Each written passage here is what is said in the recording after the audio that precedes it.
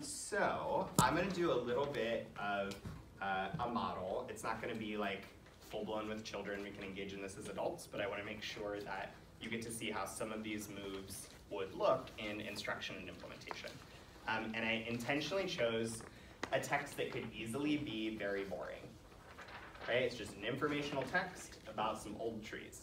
That's going to go one of two very different ways, and oftentimes it's boring and disengaging.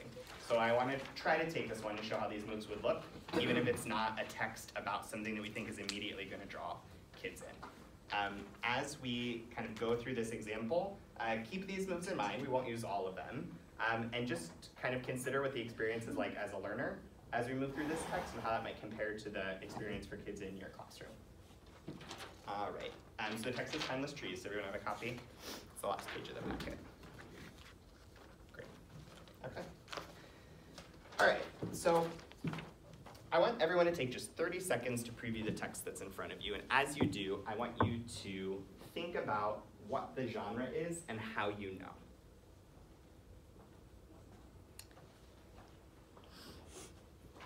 See a couple folks checking on the back. Also, just to confirm, can I get a volunteer with a strong silent hand? What's the genre of this text and how do you know? Go ahead. I think it's nonfiction because I see headings and photographs. Great. Does anyone have anything that would add to that? Fairly straightforward, right? I agree, this is fairly straightforward informational text. Go ahead. What would you add? I see a lot of names of trees, Norwegian spruce. Great, so you're noticing there's a lot of sort of proper nouns. Often when we see lots of capitalized language, right, that's going to cue us up that we're going to be learning about a particular specific topic, maybe a different place. All right, when we read nonfiction or informational text, what are the questions we need to think about as readers the entire time we're reading? We might call them thinking jobs. What are the thinking jobs that we would use? Can I get a hand? Take a volunteer. Go ahead. While I'm reading, I need to think about what I'm learning from the text and then what the author overall is teaching me. Great. Who can build onto that? So what I'm learning, what the author's teaching me. And we would also use, and this is just the language that we would use, we would also use the author's point of view, right? I want to be thinking, what does the author actually think about this topic?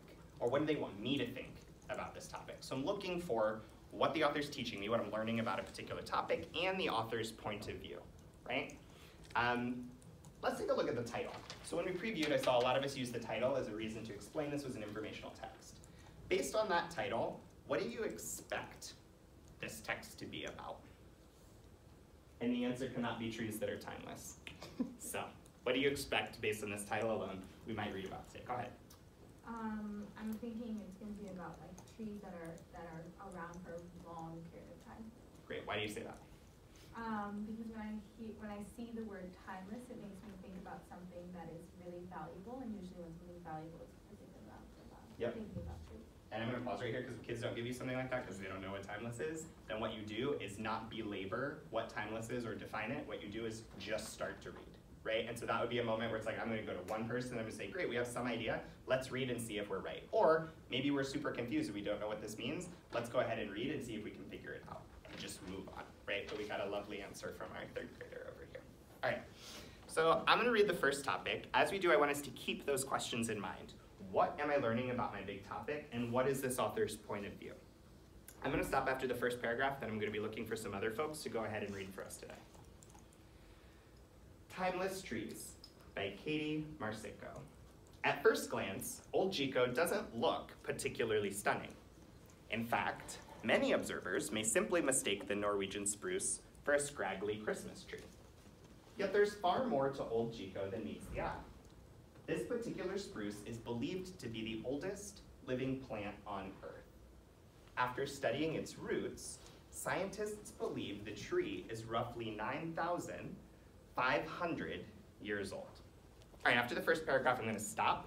We had some ideas about what this big topic was going to be in this article, so I want you to take about 30 seconds, turn and talk to a person next to you. What is the big topic in this article, and how do we know?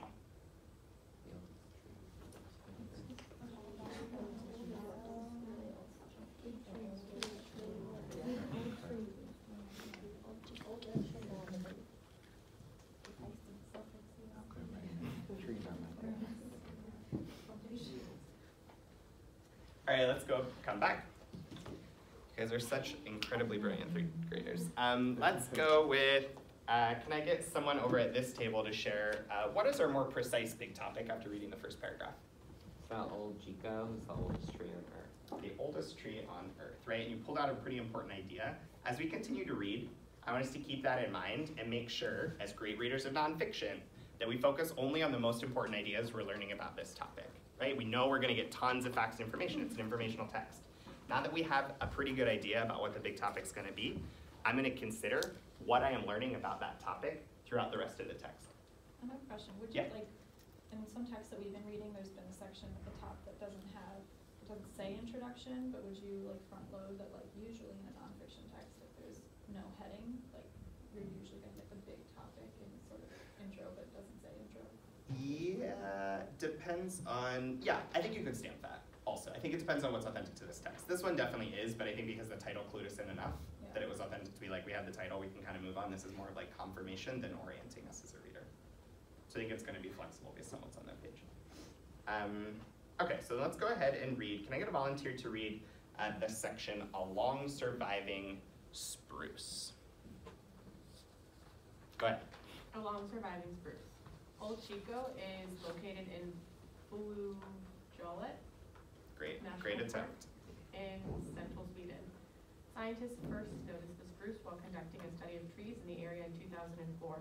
The visible parts of Old Chico, including its trunk and branches, are not especially old. But as scientists eventually discovered, the tree's root structure dates back thousands of years.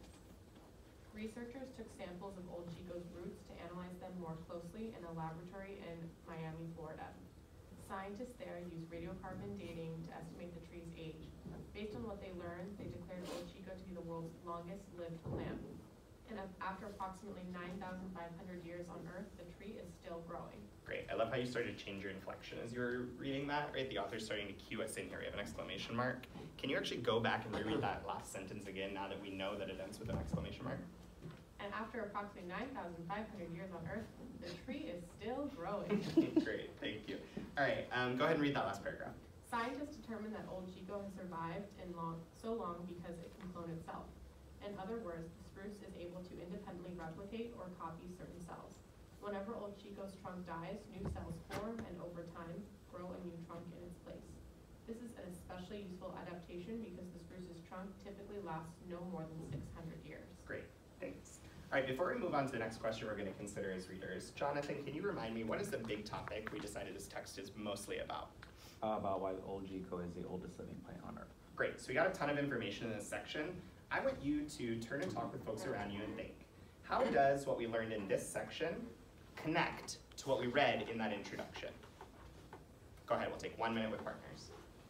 I already got it. Yeah. It explains how scientists discovered that it's the oldest tree on Earth. It also describes like how the tree is able to live this long.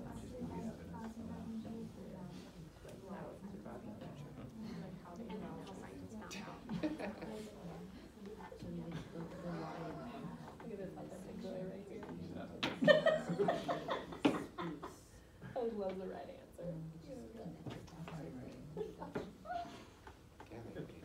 All right, great, let's go ahead and come back as a class.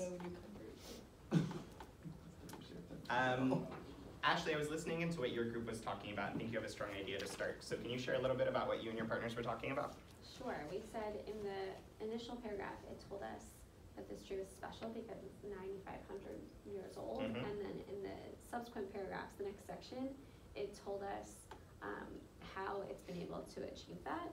And so that it's like independently able to replicate, copy certain cells, and how scientists found out that it was that old.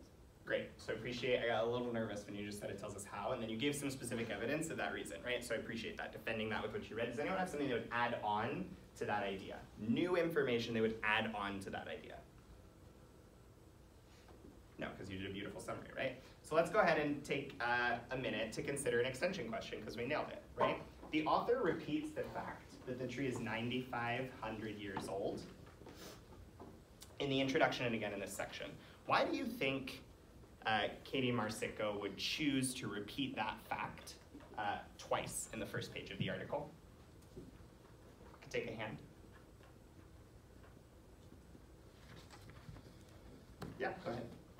author is emphasizing like how special this tree is, because even though I don't know a lot about trees, I'm getting the idea that like no other tree that they've found is even close to that old. Like, it seems like this huge number, so she says it to me. Are there any other particular facts or information this author chooses that continue to build on that idea about this tree being very special? Go ahead. At the end of the section, she says that most trunks typically last no more than 600 years, and 600 is way smaller than 9,500. Mm-hmm. So it just builds on the fact that like this tree is so old and so special.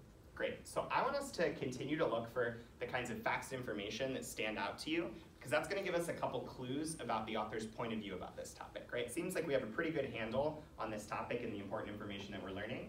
Now I want to cue into the very specific choices the author's making to help us understand their point of view on Old Chico. Can I get a hand for a volunteer to read the section An Aged Pine? Go ahead. An aged pine. Old Chico is just one of many trees that are known to be several thousand years old. Not all of these trees have the ability to clone themselves. A bristlecone pine named Methuselah does not possess this adaptation. However, it has still managed to endure for almost 5,000 years. Methuselah is located in Inyo National Forest in California's White Mountains. Scientists figured out Methuselah's age by counting its tree rings. In some trees, such as pines, new rings grow every year. This helps people know the lifespan of a particular tree. Using this method, scientists proved that Methuselah and other bristlecone pines existed for an extremely long time. These trees have several features that have made such a long life possible. Great. Can I get one more person to read through the end on the back of this page? Yeah, go ahead. One of the pine's adaptations is a system of far-spreading roots that absorb hard-to-reach moisture. A second is wood that appears resistant to damage caused by insects, rot, and disease. Yet one danger still threatens these ancient trees: humans. For this reason, park rangers often don't reveal the tree's precise location. They keep such information secret to prevent the trees from being cut down or vandalized. Great. And I'm noticing sort of as you're reading, I was paying attention to this image here because it's giving me another example of some of the trees this author is talking about. So now that we've finished the article, I want you to think about how the second section, An Aged Pine, connects back to the information that we had read earlier. How does the second section, An Aged Pine, connect back to the information we read earlier? Take 1 minute with folks around you to talk about that question, and then we'll share out. So you know that this tree is the oldest, but there are other trees that have other ways to learn like a different way to count how old some trees are, like a different scientific process. But you also learn that like there are other trees that can survive differently, but are still very, very old. Also learn a brand new thing about the rest of these trees, like they are survived this long, but like humans have Be gotten similar worse. in that it is very old, but it's getting easier to tell the tree. Look, you have to hide that. Special cloning ability, like the first one. But yeah, That's it's what been that able means. to It means that survive the this. joshua trees aren't recovering right now because all the shut down and people went in and chopped down. They're like, it's gonna take 600 years to regrow them, right? So like, this is connected. Humans suck. It just got that big. All right, let's go ahead and come back. I agree. And in the first half of the conversation that we were having over here, I heard some things that I think are worth kind of building together as a group. So is it Caitlin? Yeah. Caitlin. All right, Caitlin, can you share a little bit about what you were talking about with your group? Oh no. Okay, I got mouthy. Just, no, it's good. Pre-shutdown. So we talked about how the paragraphs build on the first part by saying like if you get another example, like we know that this first tree it introduces to is the most special, it's the longest living, but there are other trees that have survived for a really long time in other ways, and that scientists have other ways of knowing how many years they've lived, like they count the rings instead of doing this like root structure analysis. But then we also talked about, we learned something brand new about how much humans are terrible.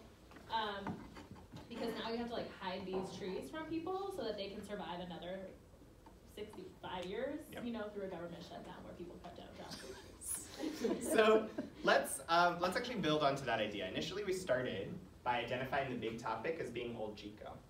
And we have some information that could revise that. Right? If we were to go back now that we've read the entire article, and explain what we're learning about the big topic in this article, how can we revise our initial thinking? Can I get a volunteer? Go ahead. I would revise it in that it's not, this article is not just mainly about Old Chico, it's about trees in general that are long lasting. What do we think of that? Do we agree, disagree? Do we build onto that? Go ahead. Why do you agree? I was just agreeing. Yeah. I agree because we not only read about Old Chico, which is a long-lasting tree, but we also read about the Methuselah tree. Mm-hmm. And they mentioned that it's one of many trees that is very old. So there are other trees out there that we didn't read about. So it's just about 2 trees that we did read about, but there are other trees in the world that are long-lasting.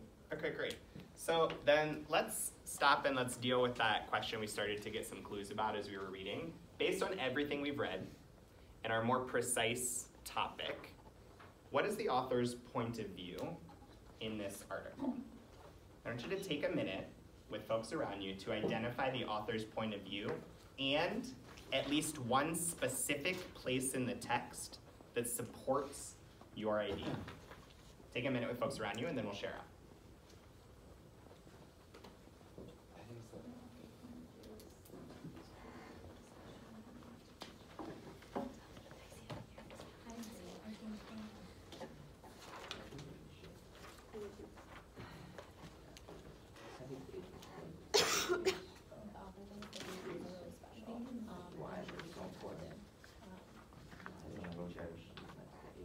So the author thinks are important, they should be cherished. And what was the piece that you pulled out? Did you take that? The reason why they're so precious or so important. Well, I think all the natural hardships. Sorry, what is the teacher mode? No, you're fine. The biggest thing Talking about how much and not overcoming scientists have done, which goes back to like going and studying these trees, and the idea of shipping something all the way from Sweden to Miami to study it. But the idea is this goes back to protect it, clearly show their significance. Yeah, I have a number of like exclamation points that come after like the humans. The first one is where another one here about still growing. So we know what our sounds like it's just being taken from our and like All right, let's go ahead and come back as a group.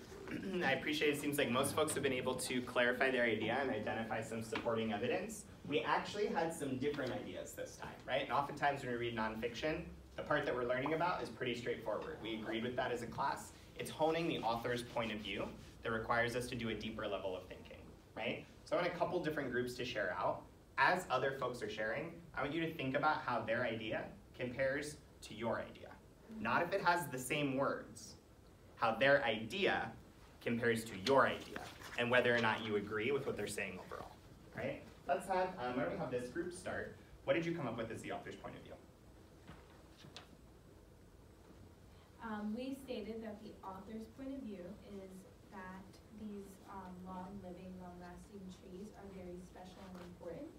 And our evidence for that was specifically in the last paragraph of the text where she is naming that yet one danger still threatens these ancient trees. Humans, for this reason, park rangers often don't reveal the tree's precise locations.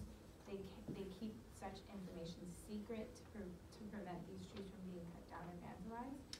We agree that this was like the one stunning piece of evidence that really points out this idea that these long-living trees are special and important. I heard kind of special and important from lots of different groups, but actually this group went to the same place in the text and they came up with a slightly different idea. What would you add to that idea that these trees are special based on the last paragraph? We talked about how these trees are, the author believes that these trees are really unique and important because they've been able to adapt for thousands of years against natural hardships, but they may not be able to adapt to the ability of like humans to like cut them down, vandalize them like for their own like good, so they may not survive us. Great. What do you think of that?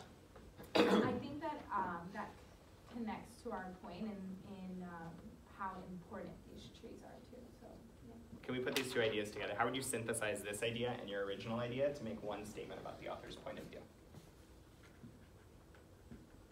Do I want to? Go ahead.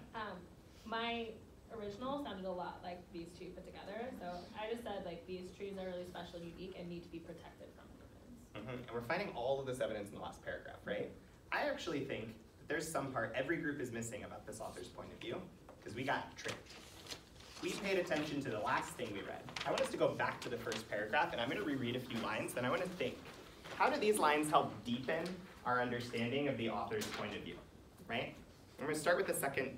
Actually, I'm going to read the whole introduction again. At first glance, Old Chico doesn't look particularly stunning.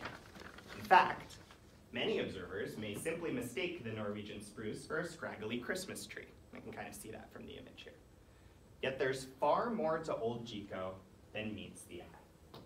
Based on those sentences, how could we continue to revise our understanding of this author's point of view? I saw some faces change right away. Do you want to share? What did that make you think? I kind of pointed this out when we were talking about our main idea, but the fact that Katie Marcico says, it doesn't look particularly stunning, but if you take a closer look, there's more than meets the eye. So that's kind of like the idea of, we have to take a closer look at something in order to understand it. And once you do take a closer look, it's something super, super special that is completely different than anything that you've seen before. Great, how can we make that even more precise to the context of this topic, right? So we're saying we're taking another look, right? So what is the author's point of view then on these trees that she's writing about? Go ahead. That like humans may not see the value of these trees or like really understand at first glance what we can learn from them, especially about like their history or their ability to adapt. And so that we may not think that they are really important, but we should like pause and think like, oh, like what can I learn about this scraggly old tree that has allowed it to survive for thousands of years? And if the scientists hadn't taken the time to analyze it, then it could have been cut down and we would never have this information. Great, so let's actually pause. I want everyone to take just a couple minutes and you're gonna jot down your response to the initial questions we started with, right? What are we learning about this big topic and what is the author's point of view? But before we do that, I wanna name two things that we did as readers that we can do all the time, right? As we were reading this article, we constantly asked ourselves how new information or new sections of the text connected back to what we already read. That let us make some really important comparisons about our big topic, right? The second thing we did is that when we considered the author's point of view, we have to remember to use the entire text that we read, not just a single part, heading, or title, right? Oftentimes they give us really important clues, and we've noticed that authors will leave that in the beginning or the end of a text. We have to make sure we always use the whole text to defend our idea about the author's point of view, right? And this is where maybe like that's like, I don't know, you write that somewhere this like lives in a space, but it doesn't live and die just orally because no one mastered that in that moment, right? And then we would break and kind of have folks jot the main idea, right? So that